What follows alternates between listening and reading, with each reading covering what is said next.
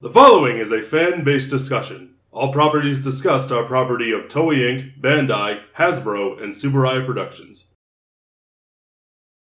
Hey everybody. Hello. Hola! Now, as you can tell by the title of this video and the fact that we have the opposite of this already done and we're not waiting a year to do the two different videos away from each other. Side note, we have already watched the first episode. Well, I have already watched the first episode of Beast Morphers, but as Matt said before... Using the royal we. Yes, the royal we. As Matt said before, we're going to wait until episode 3 to really give a first impressions of this. Yeah, because if we did by the first episode, we would have given Megaforce a pass. If we did just by the first episode back in the day. So, we're just going to wait till episode 3. We're going to do the same for Ryu Soldier. But for this video, we have decided what Hasbro should do for Power Rangers. We already did what they shouldn't do. Let's make it a little bit more positive. Some hope for the future. Indeed. And just a quick disclaimer, I will not be talking as much as I usually do right now. This hurts. I'm getting over a throat cold. Thanks, New York. It's cold up there. It is. Now then, Jacob, I want you to talk about this because you're the one who came up with it. The first one. The first one. Create your own stories and don't copy the Sentai. You can copy the Sentai, just not as bad as, Samurai did. Don't make it a Google Translate. You look at something like Power Rangers RPM, something that created its own story, and it's one of the most beloved seasons of Power Rangers out there. In space. Did it very Time well. Force. Time Force did, but... I also cut some things. Yes. I'm just saying. And added some things. And changed some things. Well, as I've said before, it's all about execution, but specifically for the Neo Saban era, aka Samurai mostly, but not even mostly, just is mostly as in all. Create your own stories. Be creative. Go nuts. Do your own thing. But like Jacob said, be careful with your execution. Beast Morphers, per first episode, is doing this okay so far. But like I said, just the first episode. But then we also get something like Ninja Steel, which also had the unfortunate privilege of bad acting and terrible stories and a fart. I'm not kidding on that last one. That episode haunts my dreams. Number 2, develop your characters. AKA have characters to develop. And I like the fact that having watched that first episode, just like, all right, so we already have a couple plots set up. Not so much for Yellow, but she's just the good person who wants to prove herself. And I'm perfectly okay with that. That could be her whole thing. Blue has his whole story going on, and so does Red. That can be her whole thing as long as she doesn't become irritating about it. Yeah. I have to be friends. Also, she eventually proves herself. Yeah. And doesn't just stay there for the rest of the show. That'd be nice. It would be great if we just had hey, these storylines are set up. Let's go ahead. And that basically just ties into the next one. Pay off what you set up. And I'm so cautiously optimistic on this just because that first episode... I'm not going to say the first episode set my bar so high. It really reminded me of how they set up the Dino Charge first episode, which was done really well. Gotcha. So I'm just all right, this could be good, but I'm going to be extremely cautiously optimistic because we've seen, really, since the ending of Supercharge, trash can happen. And it can also be sent to the trash compactor because we will recycle you after the fact. Yeah, speaking of compacting, keep your supporting characters to a minimum. Yeah. There's a level of things that you could do, but don't pull a Victor and Monte. We don't need any more of them. And they sort of do have that with those two characters from the sort of the beginning of the episode, but they work at GB, and they were also, that whole goddamn stepladder scene was actually hilarious because it was really unexpected. But they have little things like that. Don't just make them the focus of an episode. This show is not about them. Have their story be legitimately, not secondary, not tertiary. What's after that? Quaternary? Quarterly? Tertiary? Yeah. Well, tertiary is third. Quarter? I could have sworn it's quaternary. Tetriary? Tetriary. I guess. Tetris 99. Now available on Nintendo Switch. For technically free. If you already have the online service. Matt's sad in the corner. You can hear the ringing from here. Where were we? Just if you're going to do it with the supporting characters, just make them very far in the background. We don't need them always getting up to shenanigans. Well, I wouldn't say keep them very far in the background, but I would also say don't be afraid to have the comedy come from your main cast. Yeah. Don't just have the goofy sidekicks take all the comic relief. Yeah. Let them be them. Mm-hmm. Yeah, that's basically the whole thing. I really like how they showed off Red at the very beginning of the show. That says something. Devin is his name. Mm-hmm. But I like what they did with him. Matt, this is more your thing for the next one. Pay more to the stock footage. So, like we've been saying in a couple of reviews, you have to pay attention to the stock footage you're given to really, when you're in the plotting stages of a show. See, look at the show you're going to adapt. Look at the stock footage.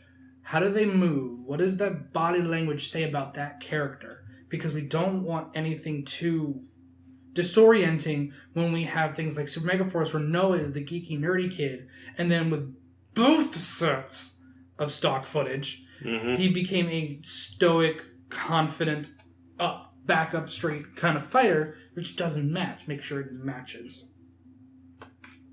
Beast Morphers is doing this per the first episode. I'm saying, like, I could see Hiromu, Ryuji, and I think her name was Yoko, being these characters. Mm-hmm. But at the same time, I can also see the differences on to where the American cast. Mm-hmm. That's good.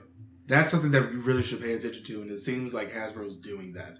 So, you're good so far. Just so keep it up. Set up your romances properly if you're going to have them. Yes, please. They're doing that. Ravi and Roxy. They try to do that with Ninja Steel by already having a relationship. Which was fine. Mm-hmm. I mean, they really don't get much to do until Super Ninja Steel. Mm-hmm. But we're not really talking about them because who cares about those two characters? They were bland and put into the background.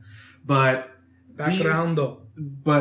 Ravi and Roxy have just like, they can't be together because of the bureaucracy there it is. of the company that they work for. If you're Rangers, you can't be in a relationship on the field because that could skew, your priorities. It could affect your judgment. Yeah. Mm-hmm. It can skew your priorities per the mission that you're on. Mm-hmm. So I'm sitting here like, all right, that's fine. Ravi breaks it off. Roxy doesn't want to, and now Roxy's in a coma.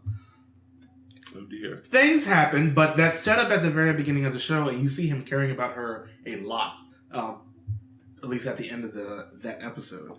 So it makes it just a little bit more. What's the word I'm looking for here? Not bad. Tangible. Yes, that's it. Yeah, tangible. It makes it more tangible. It's like, all right, we can feel the emotion, even though Blue doesn't get a lot. But yeah. I want to feel the emotion. I want to feel it here. Once more with feeling. Once more! With tangibleness. Next one. And this, because of the way that Beast Morpher is set up, this one's actually sort of tied into that relationship. Mm-hmm. Actually have stakes. Please. That is the main thing. Now, they don't always have to be saving the world. Yeah. Because that can get tiresome pretty quickly if that's all it is every episode. That's why Lupat was a little bit more petty in the way that they did things. It's maybe make an episode about saving one particular person. An episode about saving a business. Saving the girl. Saving the guy. It's okay to change it up, but just make sure that they're there. Yeah. It has to, I'm going to keep using this word because you said it. Tangible. Like, I can touch it, I can feel it, I can walk around it, I can sell it. That's all you really ever need to do. It's like you're selling a car or a trick scimitar. But, yeah, if you actually have stakes, it's just like, all right, I'm invested. Mm-hmm. That's what you want to be. You want to be invested.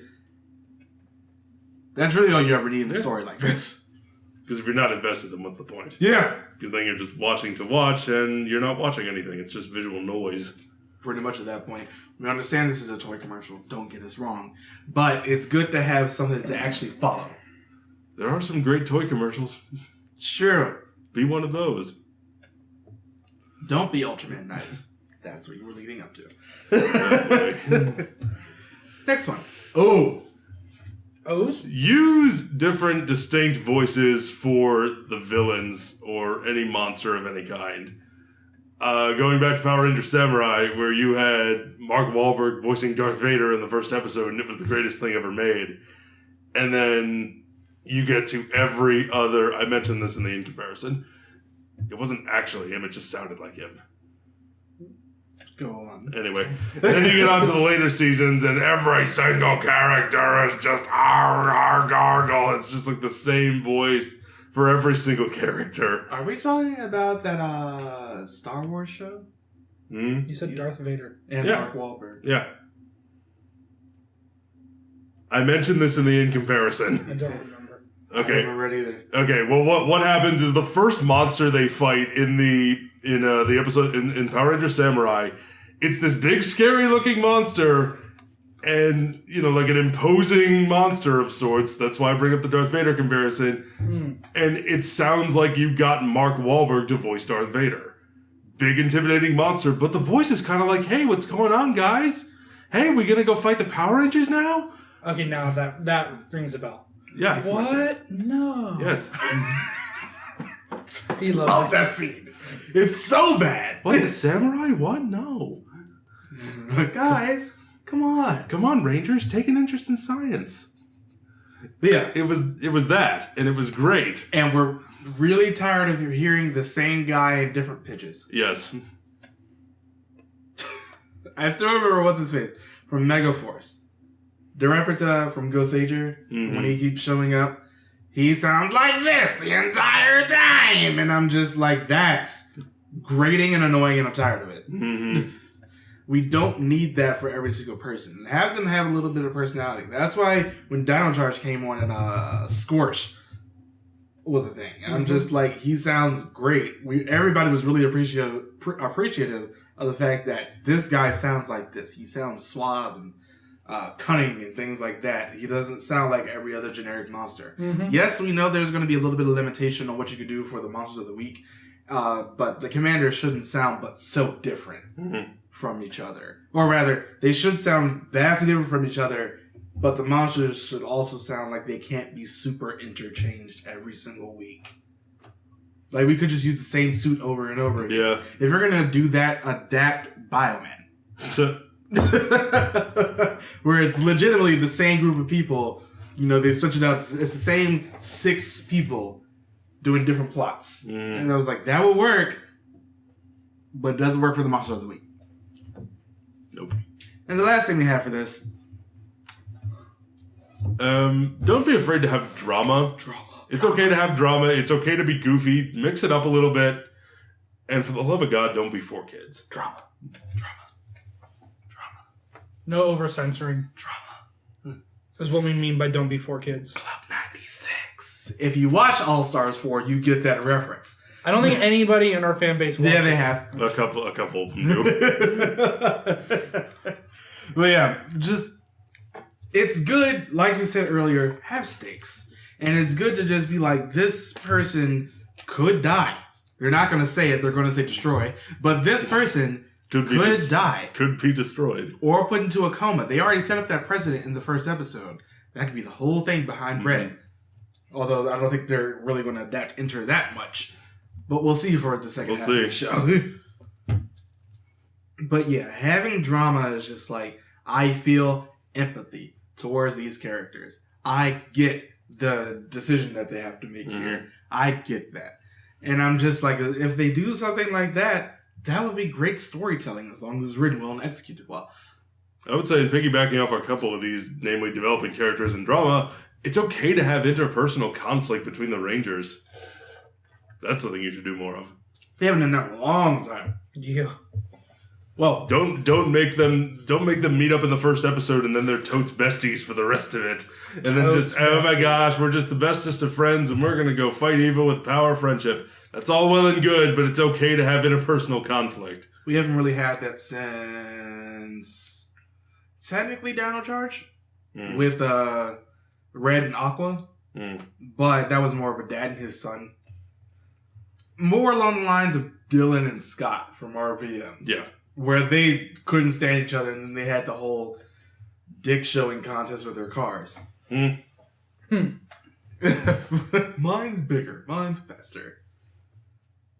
You know what I mean. Yeah, I know what you meant. Whereas maybe it was something like a little bit of jealousy never hurt anything. Yeah. Scott and not Scott, Jack and Sky from SPD. Because Sky was extremely jealous of Jack, and that was like he more got over that throughout the rest of the show. And That's the thing. Throughout the show, it happened. yeah, as long as it's built up, set up, stated, I think that's the thing that could be good for this. Just make it just more interesting at the end of the day. It's like I came for the relationships. That was the whole premise behind Lupat. It wasn't really behind the villains. It was more about learning about these people. But yeah, that's all we have for this. Let us know some things that you think that Hasbro should do going forward. I mean, Beast Morpher starts off well, but who knows? This video could age poorly. Good.